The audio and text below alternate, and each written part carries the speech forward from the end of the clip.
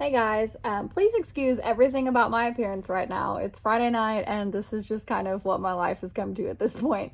um, but I just wanted to go ahead and share with you guys, in case you didn't already know, how to create a PDF in Google Classroom for your kids to just be able to write on with either their finger or a stylus.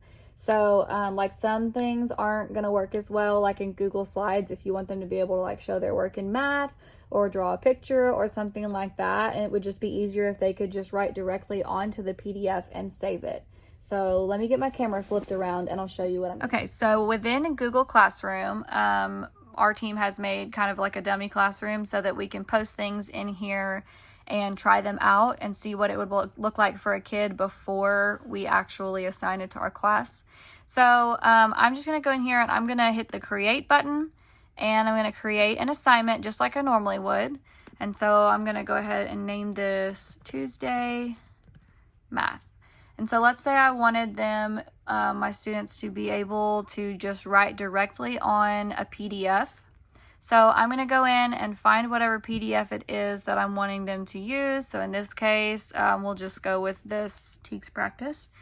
And you could type your instructions, tell your students, open the PDF, write your answers and show all of your work, and then turn it in. So don't forget to do your topic, Tuesday, and then this is important. So make sure that you still, just like always, change it to make a copy for each student. That way they're all writing on their own copy of the PDF. And then you're going to assign it just like normal. And then it's going to show up in your topic. After you have posted your assignment into Google Classroom, from the kid point of view, it's going to show up in theirs just like a regular assignment would. And so you're going to click it, and they're going to do their up arrow, and then they're going to click their PDF. And so what's going to pop up in this corner is a little pencil icon. So they're just going to click on the pencil, and then they can zoom in. They can use any of the tools at the bottom. You have a select tool. You have an eraser tool, a marker, and they can change the color and the size. Whoops. Come on.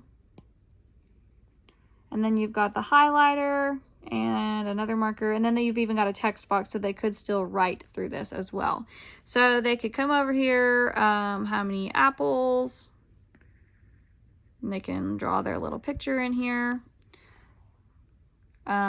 Do whatever work you want them to do, write their equation.